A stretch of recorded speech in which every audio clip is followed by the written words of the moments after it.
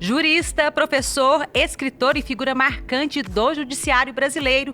Nosso convidado nasceu em Jundiaí, interior de São Paulo, em 1945. Ele passou pelo cargo de promotor de justiça e depois juiz, chegando a desembargador e presidente do Tribunal de Justiça de São Paulo.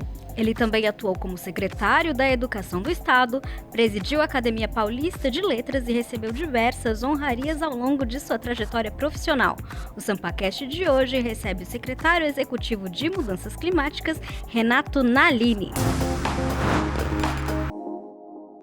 Na magistratura, eu fui extremamente feliz. Eu fui parar em lugares que eu não conhecia. E eu fui vencedor, Deus me ajudou, em todas as eleições que eu disputei. E foram muitas. Então eu sempre fui adepto daquilo que eu chamo de composição consensual de controvérsias. Nós deveríamos educar a população desde a infância a honrar os seus compromissos, cumprir suas obrigações. Com a melhor das intenções, o Constituinte colocou a advocacia como instituição essencial à administração da justiça. Então tem que sempre haver um decodificador. A parte não consegue falar com o juiz, senão através do advogado. Eu sou líder, eu só tenho uma paciência muito grande de ouvir. Eu falo muito, mas eu ouço bastante também. Bom dia, boa tarde, boa noite. Eu sou a Camila Marinho e este é o SampaCast, o podcast oficial da Rede Câmara São Paulo. E ao meu lado hoje, minha amiga Suelen Gonçalves. Bem-vinda, Su. Olá, Camila. Olá, São Paulo. Olá, Brasil. Olá, também secretário Renato Nalini. Sejam muito bem-vindos ao SampaCast e muito obrigada pela sua presença. Alegria minha estar aqui com vocês. Obrigada, secretário. Doutor Nalini, o senhor cresceu em Jundiaí. Como foi crescer lá? Como veio a mudança do senhor para São Paulo? Conta um pouquinho para a gente do início da sua vida. Bem, eu sou jundiaense, minha família é toda radicada lá. Foi uma infância muito bonita, muito gostosa, porque a cidade ainda era provinciana, né? E todos se conheciam, nós não conseguíamos andar um quarteirão sem parar, cumprimentar todo mundo, entrava nas casas, tomava café, né? E as famílias eram todas muito amigas. A cidade cresceu demais, né? Mas eu ainda fiquei lá até ingressar no Ministério Público do Estado de São Paulo. Aí eu fui promotor em Votuporanga, né? Depois vim para Itu, depois fui para Ubatuba, lá resolvi prestar outro concurso e ingressei na magistratura. E, em virtude da magistratura, depois de passar pelo interior, eu estou radicado em São Paulo desde 1984, mas parece que eu nasci aqui, de tanto que eu gosto de São Paulo. Agora, o que te despertou o direito, a vontade de cursar a área do direito, de ir por esse caminho e de traçar esse caminho lá na PUC de Campinas? É uma história bem longa, sabe, Suelen? Porque lá na minha cidade, Jundiaí, houve um crime famoso, que eu era muito criança, mas uma moça que era amiga da minha mãe foi acusada de ter assassinado o marido na lua de mel. E quem a defendeu foi Esther de Figueiredo Ferraz, né? E a professora Esther, então, passou a ser uma espécie assim de padrão profissional para a nossa família, né? Então, quando eu pensei em estudar, direito era uma das opções e a professora Esther foi aquela figura que orientou, inspirou, né? Já que ela consegue provar a inocência de uma pessoa acusada, então olha que coisa bonita, né? Paradoxalmente, eu entrei no Ministério Público que mais fazia acusar do que defender, mas eu sempre fui um promotor que não hesitava em pedir a absolvição, né? Eu era promotor de justiça, não promotor de acusação. E a PUC de Campinas, eu era muito mais próxima, né? Ali de Jundiaí, o pessoal todo de Jundiaí é muito ligado a Campinas, até porque Campinas era pertinho, né? e era de Jundiaí, Campinas. É que a filha cresceu mais que a mãe, né? Mas o nome de Campinas era Nossa Senhora da Conceição das Campinas do Mato Grosso de Jundiaí. Era tipo um distrito? Era, né? Porque Jundiaí era bem mais importante que Campinas, né? Campinas quase que acabou por causa de 2 epidemias de febre amarela, em 1889, depois em 1891.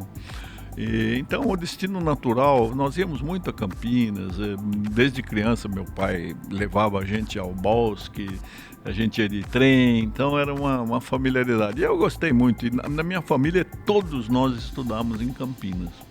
Eu tenho 2 irmãs que fizeram, uma fez pedagogia, outra fez ciências sociais, mas fez também direito, e um irmão que fez odontologia. Todos somos filhos da PUC. Ainda sobre a sua trajetória no direito, né, nessa parte da justiça, no Ministério Público o senhor integrou a equipe de repressão à violência, né? Sim. Como que foi essa experiência, secretário? Então, foi uma experiência pioneira, muito boa, né? Ainda na década de 70, no final da década de 70, o Ministério Público resolveu montar uma equipe de 8 promotores titulares e 8 promotores substitutos para trabalhar nas questões da violência que já estavam angustiando São Paulo, né?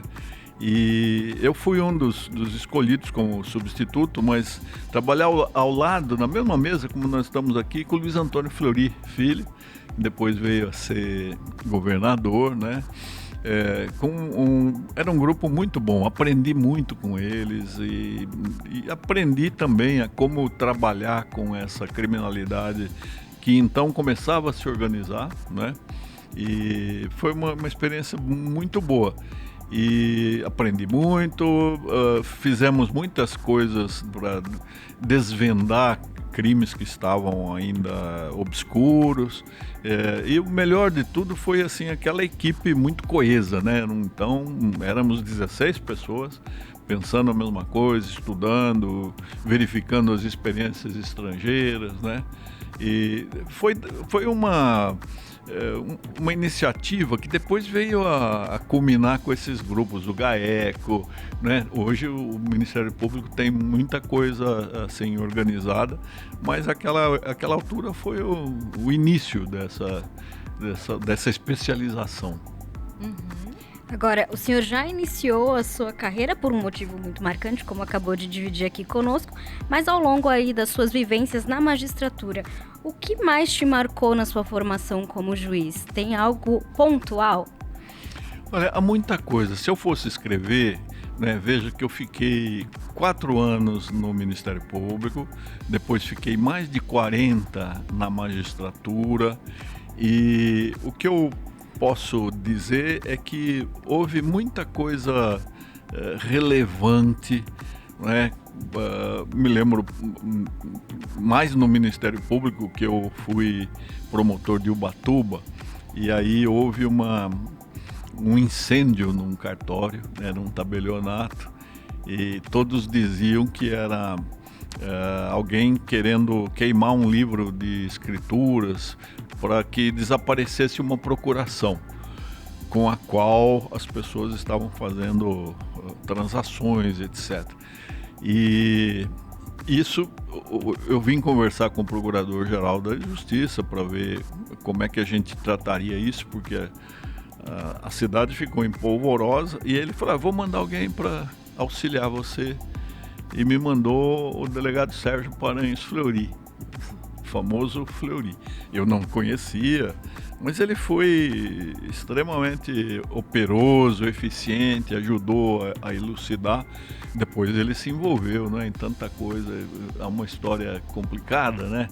Agora, na magistratura, eu fui extremamente feliz. Eu fui parar em lugares que eu não conhecia. Eu fui juiz substituto em Barretos, onde nasceram meus 2 primeiros filhos. De lá eu fui para Monte Azul Paulista, que era uma cidade também muito simpática, ainda tenho amigos lá.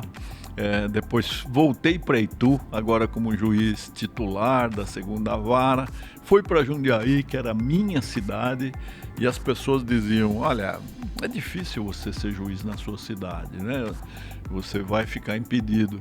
E eu tive uma experiência maravilhosa que hoje falo para quem me procura, os jovens.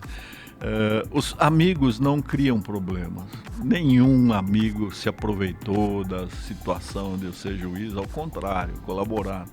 E aqueles que não eram amigos, que se aproximavam só por algum interesse, era fácil identificar e não atender, né? Que não eram amizades mesmo. Então, mas eu fui extremamente feliz, a magistratura me deu muito mais do que eu mereço, eu consegui todas as posições, assim, nunca tive medo de disputar eleição, né?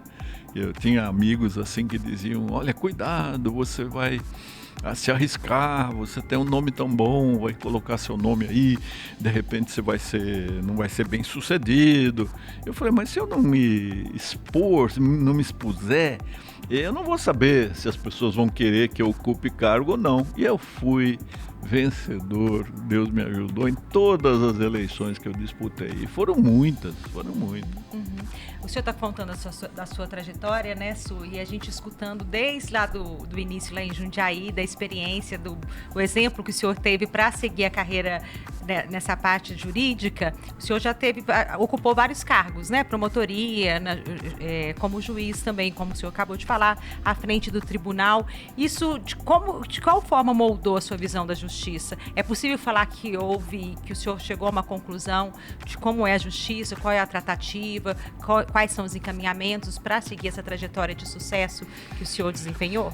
Sim, eu sempre fui um pouco atípico, sabe, Camila? Eu sempre pensei que nós devêssemos ter uma justiça muito eficiente, mas não tão gigantesca. Eu fico assustado com o crescimento vegetativo, quantitativo do sistema justiça, né? Hoje nós temos 27 tribunais de justiça, 23 tribunais regionais do trabalho, 6 tribunais regionais federais, fora os tribunais da justiça militar. Então nós temos quase 100 tribunais no país. E isso faz com que surjam carreiras paralelas, assim, o Ministério Público, a Defensoria, as Procuradorias, depois nós temos a Polícia, nós temos as serventias extrajudiciais, os antigos cartórios. Eu acho que é um peso demasiado para a nacionalidade, né? Eu sempre pensei que a justiça devesse tratar das coisas realmente relevantes e educar a sociedade para que ela procurasse dialogar, procurasse se compor. Então eu sempre fui adepto daquilo que eu chamo de composição consensual de controvérsias. Nós deveríamos educar a população desde a infância a honrar os seus compromissos, cumprir suas obrigações. Quando tivesse algum problema, procurar a parte, conversar, sentar, dialogar. Eu acho que nós, quando fazemos com que todas as questões, até aquelas questões insignificantes, tenham de ser decididas por um juiz, nós vamos fabricando aos poucos uma sociedade muito infantil, puerilizada, incapaz de sentar e conversar, né? E vejo que as pessoas têm razão quando elas ficam decepcionadas com a justiça. Por quê? O juiz, ele desagrada sempre uma parte, aquela parte que perde, né? Quando não, ele desagrada as duas, né? Aquele que ganhou não levou tudo o que queria e o outro que perdeu, então os dois são insatisfeitos, né? E nós também conseguimos construir uma estrutura do Poder Judiciário que eu chamo de bizarra ou surreal. Por quê? Nós temos 4 instâncias. No mundo inteiro não é assim. Nós teríamos que ter o julgamento em primeira instância, juiz monocrático, juiz sozinho julgou. quem não estiver satisfeito recorre para a segunda instância do tribunal, um colegiado, presumivelmente pessoas mais experientes, e aí teria que terminar. Mas nós fizemos um sistema em que depois disso, depois da segunda instância, ainda as pessoas podem correr ao STJ, o Superior Tribunal de Justiça, cuja missão não era essa de ser terceira instância, deveria ser uma corte de unificação da jurisprudência federal. Como nós temos 27 estados, 27 tribunais estaduais, os tribunais podiam julgar a mesma lei com olhos diferentes, ter situações, decisões díspares, né, conflitantes. Então, a STJ seria a corte de unificação. E o Supremo deveria ser só corte constitucional. Sinalizar à nação aquilo que é constitucional e que, portanto, entrou no ordenamento, e aquilo que não é e que, portanto, não é lei, não deve ser considerado. Mas nós fizemos esses 4 degraus. Então, hoje, quem tem razão para chegar ao final sofre muito. Então, é um verdadeiro calvário. E quem entende o processo também para chegar até lá, né, doutor Naline? Porque o senhor falando, a gente entende de uma maneira muito didática. Sim. Mas, assim, não é sempre que a gente tem a oportunidade de ser orientado, encaminhado para essa solução. Sim, então nós criamos, assim, com a melhor das intenções, o Constituinte colocou a advocacia como instituição essencial à administração da justiça. Então tem que sempre haver um decodificador. A parte não consegue falar com o juiz, senão através do advogado. E o que nós produzimos com isso? Nós multiplicamos as faculdades de direito. Hoje o Brasil tem, sozinho, mais faculdades do que a soma de todas as outras do resto do mundo. Não pode dar certo um país assim, né? Porque fica um país beligerante. Então, ninguém acredita no exterior que nós tenhamos 100 milhões de processos em curso. Vamos pensar, nós temos 212 hoje milhões de habitantes. Se nós temos mais de 100 milhões de processos, isso significa, porque cada processo tem pelo menos 2 partes, autor e réu, significa que o Brasil inteiro está brigando. Não é normal isso, não é? Então, eu sempre defendi, escrevi bastante, tentei comover, mas nada mais difícil de você modificar estruturas que já estão sedimentadas, consolidadas, e aí existe o corporativismo. Ninguém quer falar, fiz uma coisa a vida inteira que não é mais necessária, né? Então, mas eu acho que a juventude, né, ela é jovem, a juventude precisa pensar nisso e fazer aquilo que a gente queria, que era uma profunda reforma estrutural da justiça brasileira, que ainda não foi feita. Através do questionamento, né? Que eu acho que nessa época era muito, não podia se questionar e era estabelecido dessa forma. Mas vamos por uma outra área agora. Te escutando, inclusive, eu acho que a Camila tem a mesma impressão, é a impressão de que o senhor tem um espírito de liderança nato. Já nasceu com ele. Eu queria saber muito sobre isso, se é realmente nato e o que o senhor aprendeu liderando todas as instituições que o senhor liderou ao longo da sua carreira. Sabe, Suelen, eu acho que eu não sou líder, eu só tenho uma paciência muito grande de ouvir. Eu falo muito, mas eu ouço bastante também. Eu sempre quis consultar as pessoas, sempre quis. E isso, até com as partes no processo, eu fazia questão de conversar com elas, né? Há uma coisa difícil que é para o juiz, pelo menos no início, ele condenar alguém, né? Mas aí você tem que pensar, eu acredito que eu estou fazendo o que eu posso em termos de justiça, com abertura de coração, com consciência, com retidão. Se eu acredito, eu tenho que assumir essa posição. Então eu comecei a sentenciar no crime em audiência, em vez de chamar o processo, porque termina a audiência, o juiz fala assim, conclusos. Quer dizer, vem para ele depois decide quando ele puder, etc. Eu decidia em audiência. E olhava para o réu e ficava ditando a minha decisão, né, que sempre um escrevente ali, Às vezes eu mesmo assumia que o escrevente era muito lento ali, eu falei, deixa que eu faço, mas daí eu lia em voz alta e olhava para o réu e dizia assim, o senhor entendeu o que eu tive de fazer? Eu nunca tive um réu que me hostilizou, que eles aceitavam, entendiam, porque você legitima a decisão à medida que você explica o que aconteceu.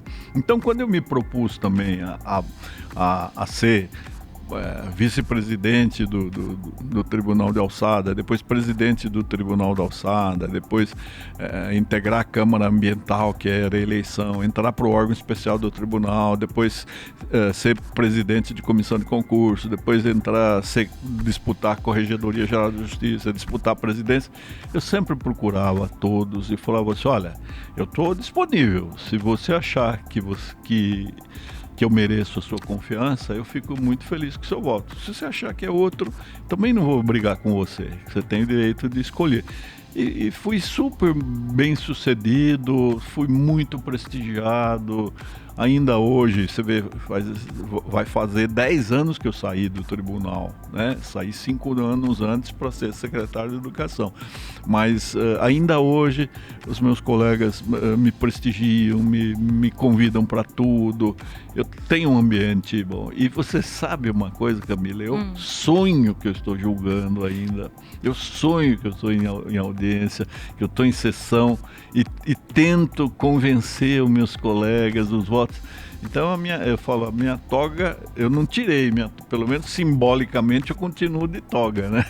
Eu quero perguntar para o senhor sobre a sua trajetória como professor de ética, inclusive, né, que a ética sempre esteve presente na sua trajetória, mas para emendar essa pergunta, eu fiquei muito curiosa se o senhor tem um caso mais marcante assim da sua história enquanto juiz, enquanto julgamento, algo que te marcou muito.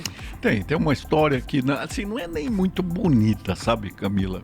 Mas é o seguinte, eu fiquei de fazer uma reintegração de posse numa vila de operários, que a indústria faliu, e aí ela foi arrematada, né? Aquilo que existia foi arrematado pelos credores, e a primeira providência deles foi destruir a vila dos operários. Onde isso? Jundiaí. Na sua terra. E a indústria era Sica. Lembra? Bons Produtos Indica. Se a marca é Sica, Bons Produtos Indica.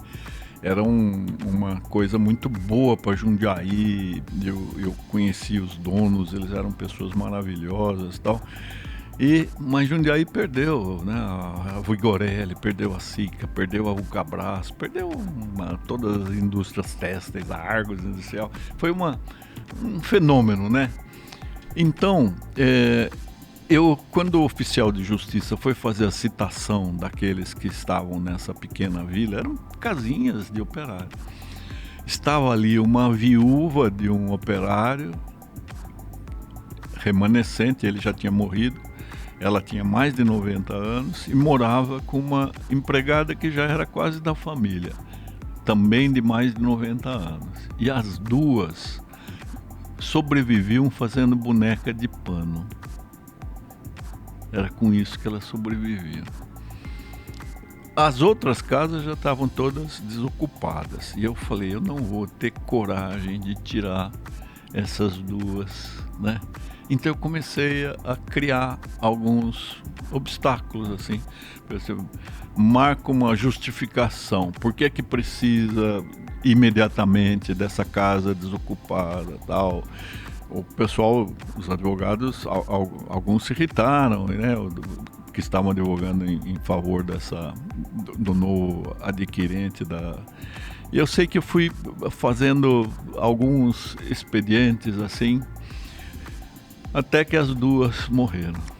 E aí, mas naturalmente, morreram na casinha delas, sem ninguém tirar. E eu falei assim, olha, de uma forma assim, rigidamente legalista, eu falhei, eu fiz, mas eu acredito que eu tenha feito justiça. Eu dormi tranquilo.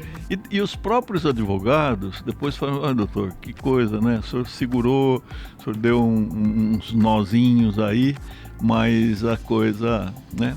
Outras coisas assim que me marcaram muito, em Jundiaí eu tive de fazer separação de alguns amigos, pessoas que eram minhas amigas, e aí eu começava a conversar e falava assim, você lembra quando vocês começaram a namorar, você lembra, sei que você me contava. O espírito de mediador, Sueli.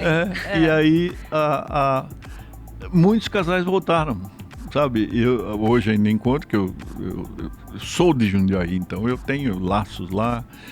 Eu vou falar assim, você lembra que você fez a gente ficar junto? Eu falei, não foi bom? Não foi melhor? Então eu acho que isso entra na ética, isso, né? Sim. Porque eu critico muito e sem sucesso, porque há mais de 30 anos eu escrevo isso, que nós fazemos os concursos baseados na memorização. Concursos muito previsíveis, né? Porque você divulga a lista dos pontos, que são matérias jurídicas, e você exige que o candidato ou candidata decorem todo o acervo enciclopédico da legislação, da doutrina, da jurisprudência, e fica aquela coisa de papagaio, né? Pergunta isso, responde, pergunta, responde, pergunta, responde.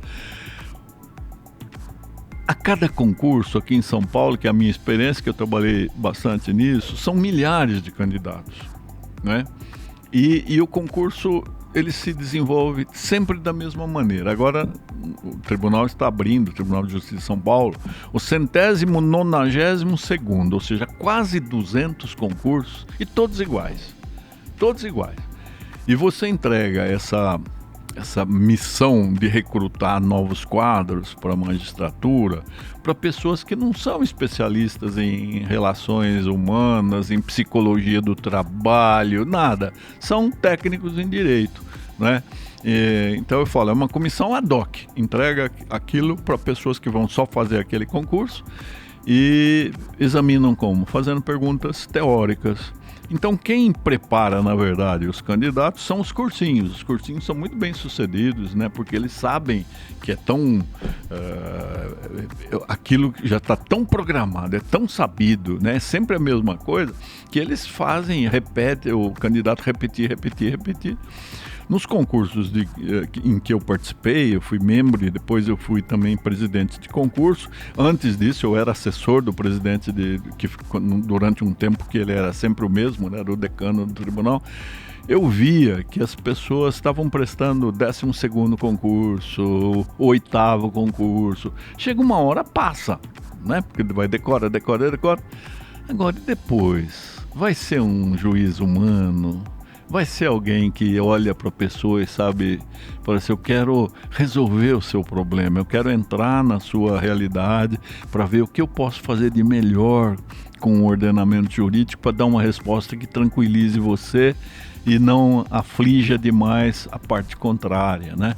Então, nós estamos repetindo nos concursos, isso vale para a magistratura, mas também para o Ministério Público, para a Defensoria, para as Procuradorias, para a Polícia, para todos os concursos, eles são todos iguais.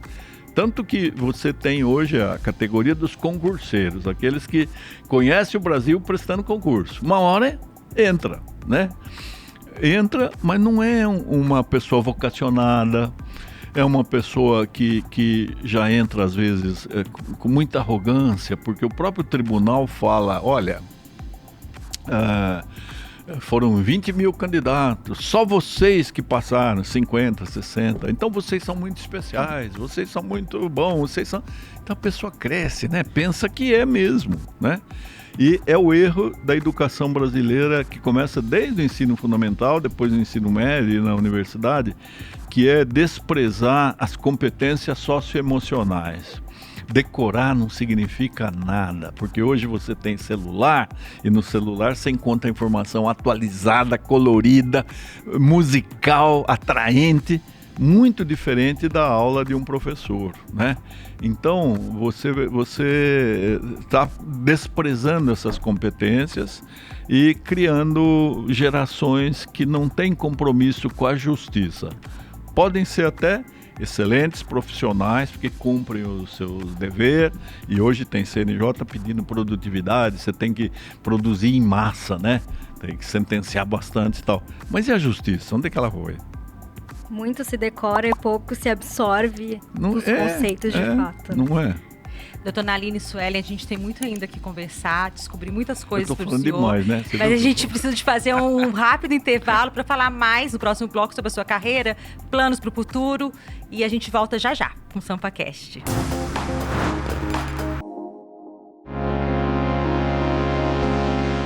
Há uma grande carência ética. Porque ética é a ciência do comportamento moral do homem em sociedade.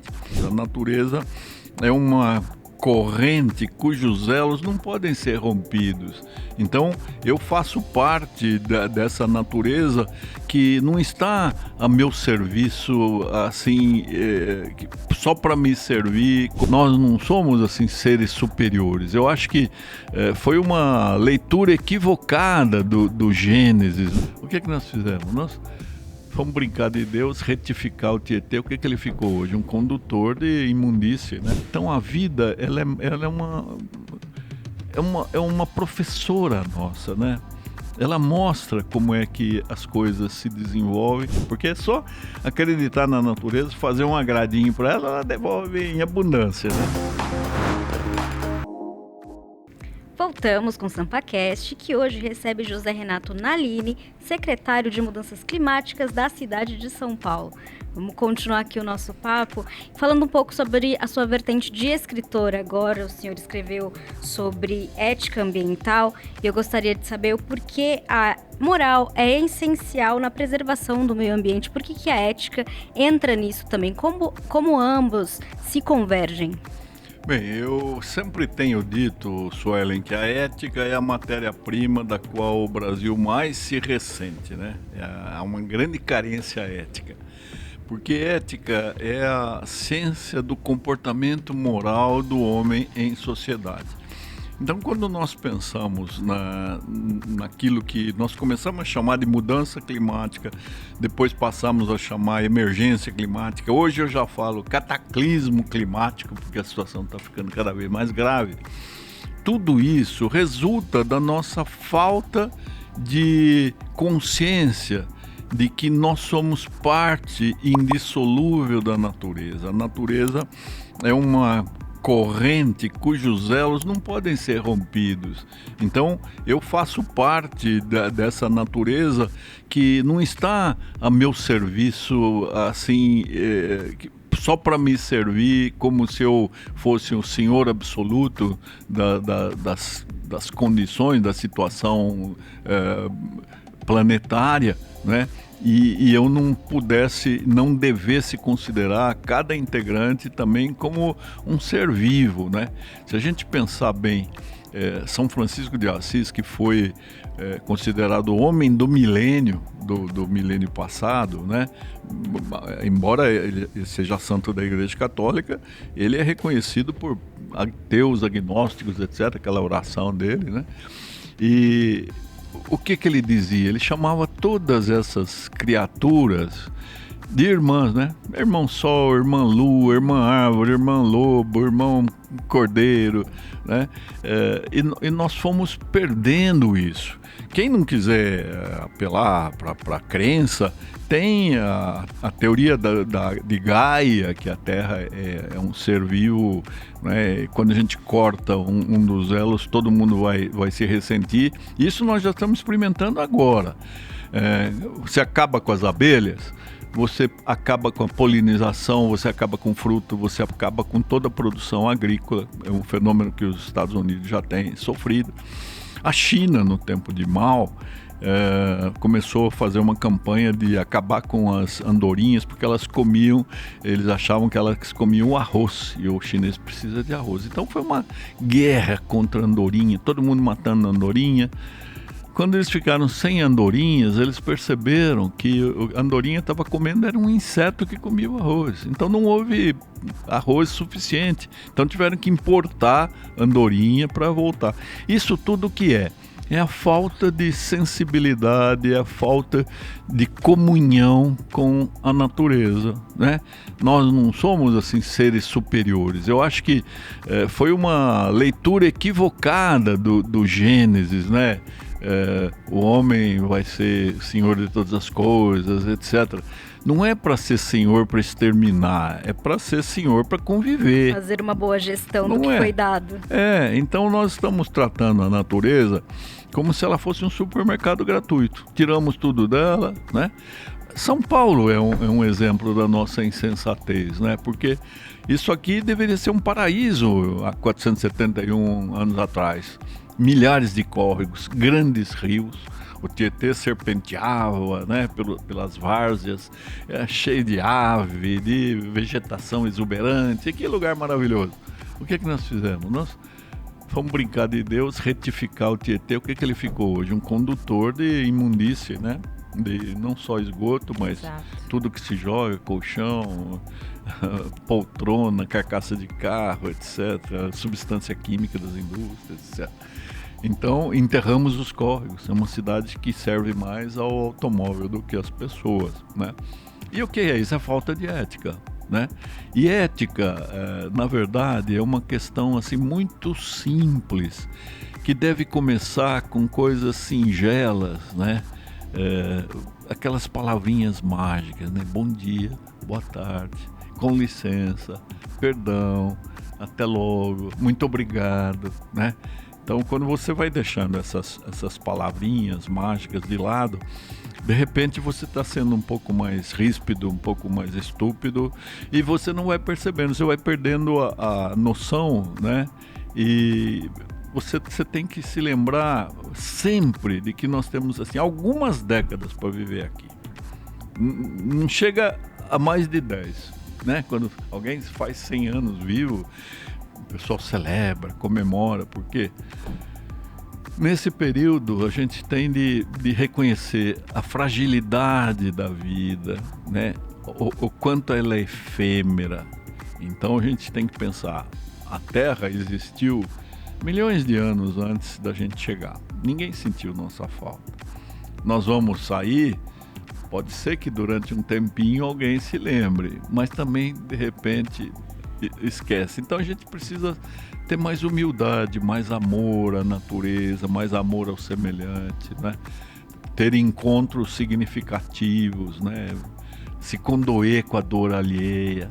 A gente te ouvindo, eu fico muito curiosa em perguntar como que surgiu essa noção do Uno, né? Desse respeito ao universo, ao meio ambiente. E já aproveito para emendar se é fundamental realmente a gente ter uma educação ambiental desde a infância, a gente entender esse respeito ao nosso planeta, aos seres vivos de uma maneira geral, sabendo que nós somos todos somos um somos todos, né? A parte de um todo, doutor Nalini. Então, Camila, eu sou neto de um imigrante italiano que veio porque havia fome na região dele, Verona, né, no final do século XIX, e ele veio de navio, que tinha 19 anos, com um irmão de 14, durante aquela longa viagem que eles viajavam em condições assim sub-humanas, né? Ele viu uma menina de 13 anos, que era a filha mais velha de um casal que tinha 7 filhos também e que ia para a Argentina. Ele, durante aqueles 60 dias de viagem, ele ficou olhando, etc. Quando foi chegando em Santos, ele falou com o pai da menina: posso casar com a sua filha? O pai deve ter pensado, vai ser uma boca a menos que eu tenho que sustentar, e deixou. Então essa minha nona chegou em Jundiaí com 13 anos. Quais são os nomes? Ele se chamava Jacinto e ela Catarina. Catarina. Tiveram 14 filhos, né? E receberam do governo uma gleba totalmente rústica, onde ele teve de arrumar o espaço para fazer uma pequena cabana onde ele dormiu, mas depois ele começou a fazer os tijolos, teve que fazer os tijolos que ele sabia fazer lá em Verona, e fez a casa. Essa casa ainda subsiste, ela é tombada lá em Jundiaí, é um último modelo da colônia italiana, né? Depois ele veio para a cidade e aí comprou quase um quarteirão, que era uma verdadeira autarquia. Então, ali tudo se plantava, tudo se criava, e a gente sabia que nós éramos quase autossuficientes. Ali havia fruta, havia alimento, havia galinha, porco, carneiro, só tinha de se comprar azeite, sal e açúcar, né? Até café se plantava. Então, essa vinculação com a terra, né, de saber que a terra devolve para você com generosidade, é só você ter um pequeníssimo cuidado. Você vê que quando cai uma sementinha num espacinho que não tem quase terra, entre duas pedras, e aquela coisa brota, né? Então a vida, ela é uma professora nossa, né? Ela mostra como é que as coisas se desenvolvem. Então não é difícil você falar, puxa, eu sou parte disso. Se eu semear, se eu plantar, se eu cuidar das árvores, é em meu próprio benefício, não só meu, mas dos outros também. Hoje você tem pesquisas em Harvard que fazem o abraço da floresta, né, a observação de pássaros, tudo isso faz bem para a saúde mental, né? Então, eu sempre tentei, eu sempre plantei, sempre tive, assim... Eu recolho ainda hoje semente das ruas, assim, cai toda essa semente, semeio, deixo germinar, tento plantar, e meus filhos são iguais, graças a Deus. Veio da ancestralidade no sangue, tá vendo, né? Então, quando às vezes a gente fala assim, o mundo está tão ruim, está tanta confusão, estão desrespeitando tanto a natureza, eu falo, uma coisa boa que eu vejo, pode ser, não é cabotinismo, mas assim, olhando o meu exemplo, mas tem de muitos também, nós criamos uma geração mais consciente. A geração está mais atenta a isso, né? Por isso eu vejo com esperança a possibilidade da gente recuperar. Porque é só acreditar na natureza, fazer um agradinho para ela devolve em abundância, né? Exatamente.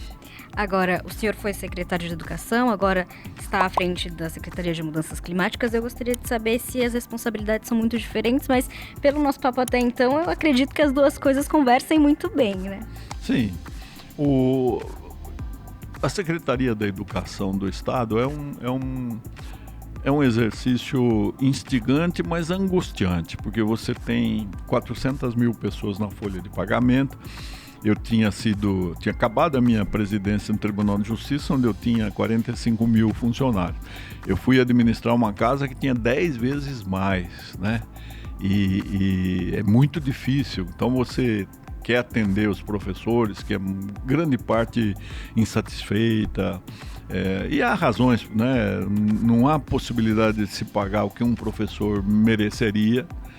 Mas também você tem outros desgastes, que são, as crianças já não têm aquela educação de berço esmerada, né? No meu tempo a gente adorava as professoras, né? Chegava o dia de professor, você levava um presentinho, você fazia um discursinho, era uma coisa... Hoje, né, os professores são hostilizados, às vezes até pelos pais dos alunos, sim, né? Muita gente acredita que a educação é obrigação integral do Estado e que não tem que fazer nada. Então, mas há milagres na educação paulista, na rede pública, porque são mais de 5 mil escolas, eram 4,5 milhões de alunos, acho que deve ser a mesma cifra hoje. Mas você encontra uma escola em que a diretora ama o que faz, então ela, pela lei sociológica de pássaros de igual plumagem, ela pega professores que são também apaixonados. Então é uma escola que as famílias vão lá pedir vaga, não tem vaga. E outra escola que a pessoa não tem muito empenho, perdeu o entusiasmo, tem classe ociosa, né? Então é uma... Agora, a Secretaria de Mudanças Climáticas é bem diferente, porque é uma secretaria de articulação, né? Eu tenho que tentar conversar com as demais secretarias para que elas levem a sério o orçamento climático. São Paulo tem orçamento climático. Não tenho responsabilidade de ser ordenador de despesa, então isso já é muito bom. E estou conhecendo gente fabulosa, né? Ainda ontem conversava com o seu Hélio da Silva, que eu acho que é o plantador de árvores, que plantou 42.500 árvores na Zona Leste, um lugar completamente deteriorado, e ele fez um corredor ecológico maravilhoso. Estamos conversando com o pessoal do Instituto de Estudos Avançados da USP, então eu estou aprendendo coisas novas e estou me mantendo em atividade, né? Sem deixar de plantar.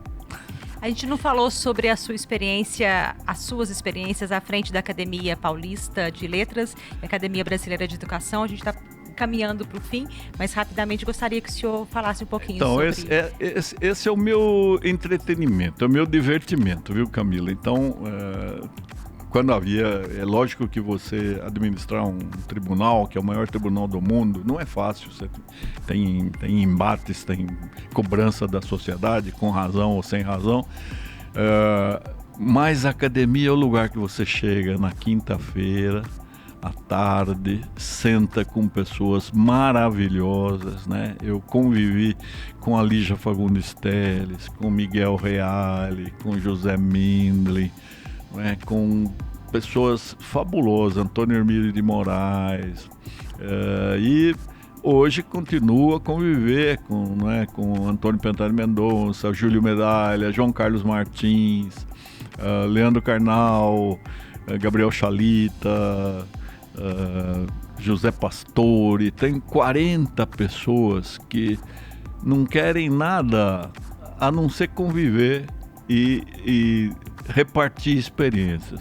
Então, eu deixo tudo o que eu deveria fazer para participar dessa horinha, porque é uma horinha que você recarrega as energias, né? Cada um traz uma coisa boa.